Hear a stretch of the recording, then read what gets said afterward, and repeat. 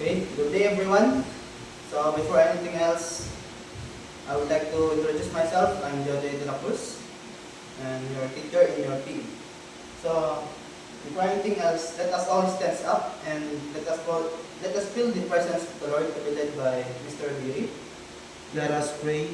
Dear God, we gather today with grateful hearts. Thank you for the blessings in our lives and for the strength to face challenges. May we find peace in our presence and guidance in our choices. Let us to be kind and loving toward one another. Amen. Before you take your seat, clean your please clear your surroundings and pick up the scattered materials or objects that is scattered in your surroundings, and you may now take your seat. So, who is our absent today? Who is absent today? Okay, none. Very good. So, before we start our discussion, I have here our classroom rules. That classroom rules in the acronym JOJO. So, J stands for join in with enthusiasm. So, participate and shares your ideas. O is for obey instruction promptly. So, obey instructions promptly. So, listen and follow directions. And for J is just be kind. So, let us all be kind and respect everyone. And for O is organize your space. So, keep it tidy and ready. So, this is our classroom rules, Jojo. And we have here an activity, but first, let us all first do some warm up before we proceed with our activity. So, first, let's do some jogging plays.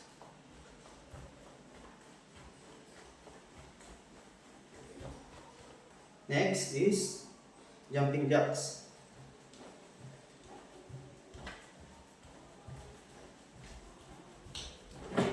Okay. Siguro naman medyo nabuhay ng mga dugo natin. So, I am here in activity class. So, when I say go, I want you to perform each movement I say. So, ready? So, go, reach up, high.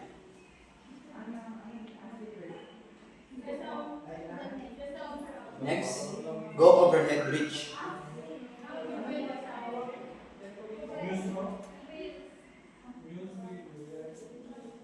Next is go shoulder stretch, forward and backward.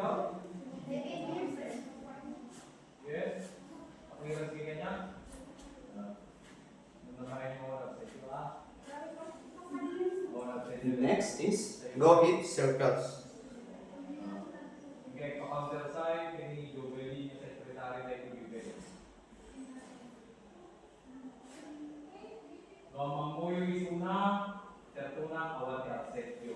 Next is go squat.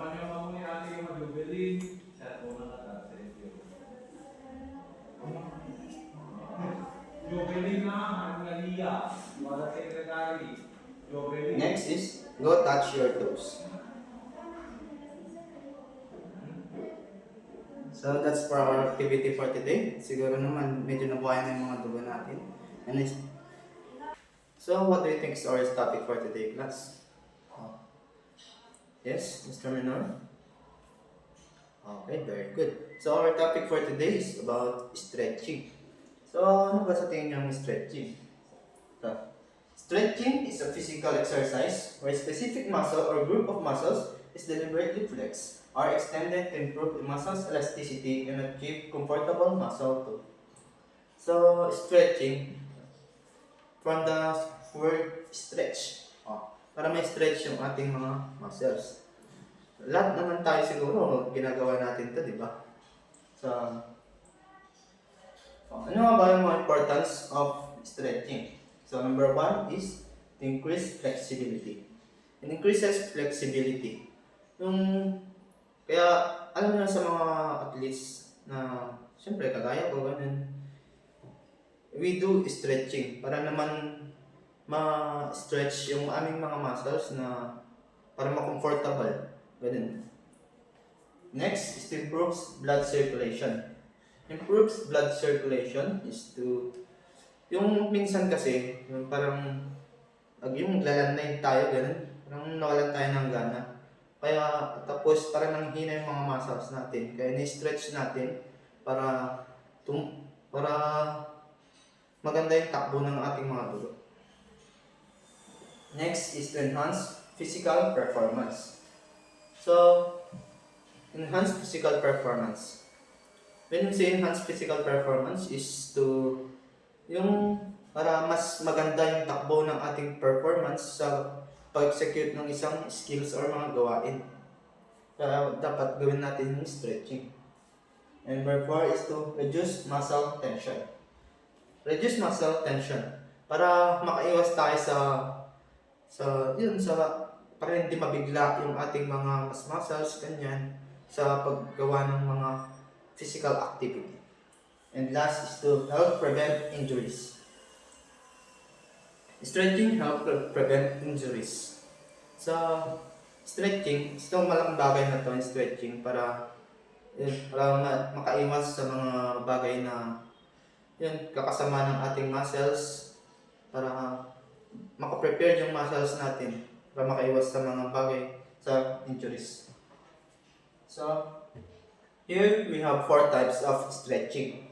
Number 1 is static stretching, dynamic stretching, ballistic stretching, and the PNF stretching. So, ano nga bang static stretching? The static stretching is, it involves holding a position to lengthen muscles. Holding your muscles in a fixed position for 10 to 30 seconds. So, when we say static kasi, stable lang tayo. Hindi tayo maalis sa ating pwesto. So, it's fixed position within 10 to 30 seconds. One example is this is the hamstring stretch and the butterfly stretch. So, the other one types of stretching is the dynamic stretching. So, dynamic stretching involves controlled active movements that take your joints and muscles through the full range of motion. So, dynamic stretching, yung stretch yung ating mga muscles to the full potential of range. Yung dynamic is, di ba kapag sa static is umaalis tayo. So, sa dynamic naman, ay sa static hindi tayo maalis. So, sa dynamic naman is, pwede tayong umalis sa ating kalagayan hanggang sa ma-full yung ating hanggang sa full range of motion natin. Hanggang sa may stretch, full range of motion. Kaya pwede tayong umalis. So, another one is the ballistic stretching. Ballistic stretching uses rapid bouncing or jerking movements to force a body part past its normal range of motion. It relies on momentum to push deeper into the stretch. Ballistic stretching is, hindi masyadong na-recommend tong ballistic kasi minsan kasi is for professional lang kasi na ito. It's mahirap. One another example of this is the bouncing toe touches and ballistic hurdle stretch. So, and the last is we have the PNF stretching, or what we call the proprioceptive neuromuscular facilitation. So, it is the most effective stretching technique known for rapidly increasing range of motion, or ROM. It combines passive stretching with isometric construction to trick the nervous system into allowing greater muscle flow.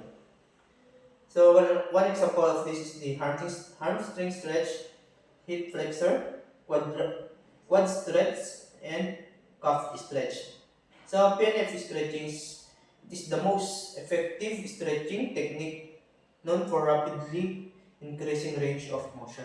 So, ito yung pinaka-the best sa lahat ng stretching, the PNF stretching. So, here are the four types of stretching. So, guys, the most important thing to know before we proceed in our physical activities, but first, we need to warm up before we do some stretching. Kasi para naman Sa warm up kasi mas maganda kasi na warm muna natin yung ating mga katawan.